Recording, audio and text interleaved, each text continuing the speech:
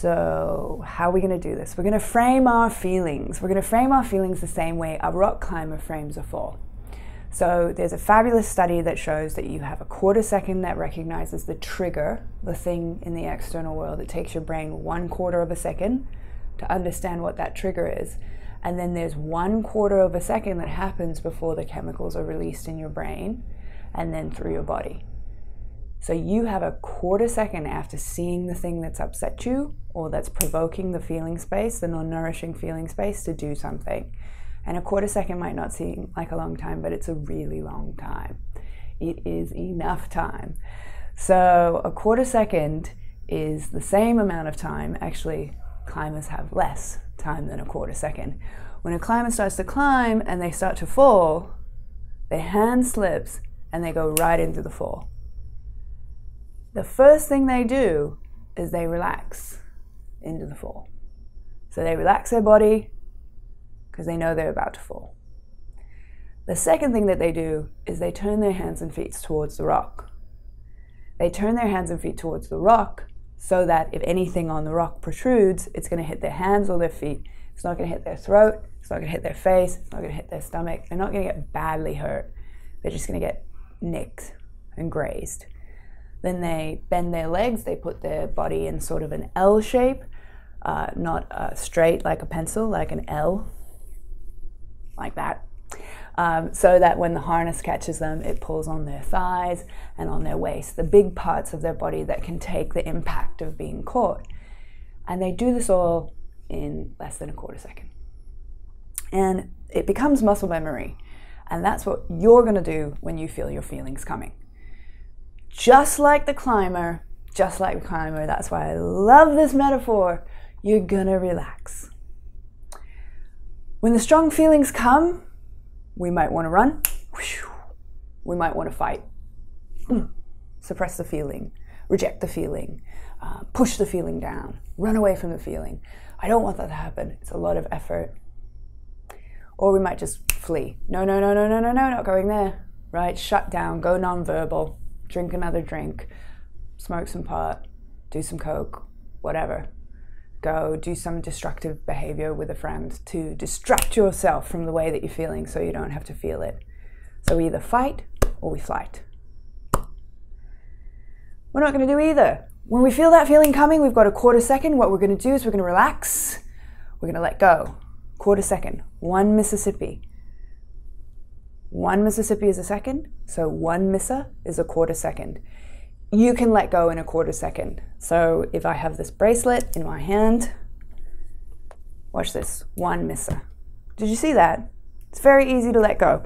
You grab something in a quarter second and you have so much unrestricted power in your internal space. There's no friction, there's no gravity. You can certainly do this in a quarter second.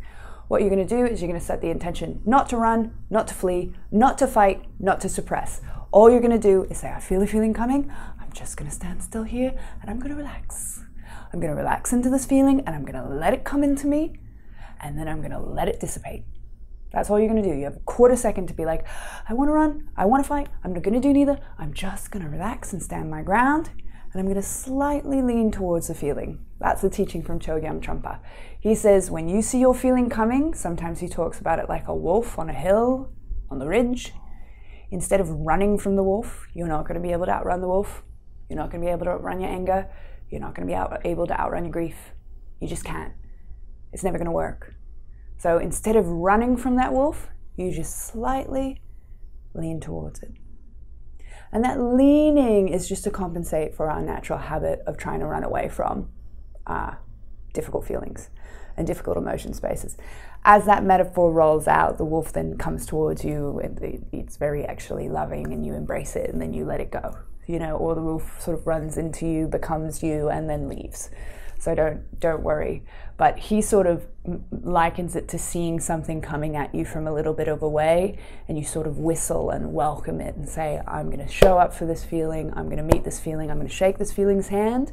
That's what they would say in Katona Yoga. I'm going to sign up for the deal, I'm going to meet this, I'm going to do it. And that's that sort of attitude you want to have as that feeling's coming, which is countering running and it's countering suppressing, right? So you have that quarter second, one misser. You're going to let go, you're going to relax, and you're just going to be still.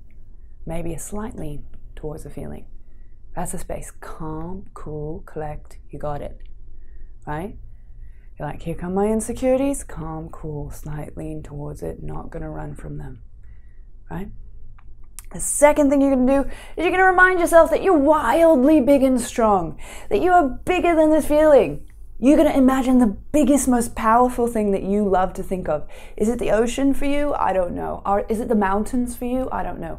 Is it that warm embrace from, I don't know, your mentor, your grandma when you were a little kid, somebody who's big and strong and who can pick you up and hold you? You're going to imagine yourself as that big, strong thing. For me,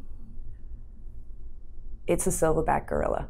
I imagine myself as a silverback gorilla. I still have PTS. And right when I feel that feeling starting to come, I imagine myself as I do this. I do it. I imagine myself as a silverback gorilla, and then I imagine myself beating my own chest and saying, I am bigger than this feeling. All right, so you've got a quarter second. You're going to do a slight lean towards the feeling. You're going to remind yourself that you're bigger than the feeling. This is very important metaphor for your mind because it's sort of making sure that you don't feel like you are the feeling. It's making sure you don't feel like the feeling can sweep you up and take you away with it, because it can't. You're actually identifying with your awareness. The awareness is like the canvas. The feeling is like the paint that pops up on the canvas and then disappears. So you're imagining yourself, you're stepping back out of the thing that's feeling the feeling, and you're imagining yourself as that bigger thing. And that's pretty hard for big feelings because they sweep your body. They take your breath, they kick you in the gut, they make you have to touch the ground. That's another thing you can actually do is touch the ground. Touch something that makes you feel strong, the wall. We do this instinctually. If you're starting to feel PTS or some sort of trauma come back, people go down, touch the ground. Don't let that make you think you're weak. What are you doing? You're leaning on something strong. Why? So that you can get ready for that feeling to sweep in you and then dissipate right out of you. So like the climber, you've got that quarter second. You're going to do something in that quarter second. You're going to lean towards the feeling. You're going to set the intention not to run. You're going to set the intention not to fight, not to suppress the feeling, not to deny the feeling, not to try to beat the feeling away. It's never going to work. You're just going to stand still. You're going to relax, just like the climber, relax into the fall. The feeling's going to feel like falling. You're going to feel swept away by it. It's probably only going to last 45 seconds. Most feelings last 45 seconds. Most feelings last, that's it, 45 seconds. Joy, anger, guilt, shame, 45 seconds. I'll put the study in the show notes that says that. Then maybe it's something really big like anxiety, 10 minutes, you've got it. Remind yourself you're strong, you're going to get swept up. 10 minutes later, you're still going to be in your bedroom. You're still going to have 10 fingers, you're still going to have 10 toes, especially if you have not taken an action in the external world. That's what's brilliant about this. Because in those 10 minutes, yeah, you could do a whole bunch of destructive things. You could punch the walls in your apartment, you could make some phone calls and sell your house, break up with your wife, you could blow your relationship with your roommate, you could make plans to go to some party, which is really bad for you because there's drugs and alcohol that you always engage with that's in a non-nourishing way. But if you feel that feeling and you don't screw over any part of your external world for 10 minutes and you let it dissipate, you've done just right. What did you do? You relaxed, you just still lean towards the feeling, remind yourself you're bigger than the feeling, let the feeling arise, let the feeling pass. Thing you do right after you felt the feeling, there's that moment afterwards, and actually if you check in, it feels good. When you let a feeling, even a big strong feeling like fear or shame arise, once it dissipates, you can kind of feel like you just like jumped into an ocean and got out. You're kind of like, whoa, I'm sort of tired, but I actually feel better. And in that moment afterwards, you're going to make sure that you don't identify with the feeling space. I feel like I'm being really strict right now, but I mean it. So don't, after you've felt a huge sweep of anger for 45 seconds and then it goes away, make sure that you frame that as what it was. 45 seconds of feeling anger. Nothing like, I'm an angry person, I'm always angry, I'm going to be angry forever, this is just who I am. Check your language. Make sure you're not saying things like that. When you talk about the emotion, integrate it into the past. I was feeling angry. I felt angry for a minute or two. I was feeling awkward. I felt awkward for like 20 minutes today. Actually, it lasted a really long time. That would be a really long time for a feeling space to abide, but I'm just exaggerating here. I felt awkward for about 20 minutes, and then it passed. I was feeling really insecure for like the first 15 or 20 minutes that I was at that event, and then it passed. I was. So you don't identify with. Identifying is saying things like, I am always, this will always happen, this is who I am, I'm just an angry person, I'm shy, I'm always shy. I'm sad forever, I'm gonna be sad forever. And then papancha and exaggerate. Papancha means exaggerating. There's a great podcast on that, listen to it, where you say like, this is gonna be the worst thing ever, it's never gonna go away, this is the worst. So you don't identify with it. That's like when the climber lands in the harness, they take a deep breath, whew, they kind of check themselves out, did I get hurt? No, I'm fine, everything's good, keep climbing. So it's just a little thing you do before the feeling, a little thing you do after the feeling. And this way you're going to frame all of these feelings so that you don't get badly hurt by the feelings, so that you don't badly hurt yourself, so that you don't sabotage your external world. There are feelings that we want to let affect our external world, the nourishing feelings, but there are feelings that we don't want to let affect our external world. Shame, we don't want shame to make any calls, okay? Except for protective. Occasionally shame is making a protective call, but like let the shame arise, let the shame dissipate, and then make a call from wisdom, and you're going to be better off. So the non-nourishing feelings create non-nourishing, non-intelligent, non-helpful actions that then create worse circumstances in your external world. And then your external world is like this sort of broken down, not functioning, negative, uncomfortable space that then makes you feel more and more uncomfortable.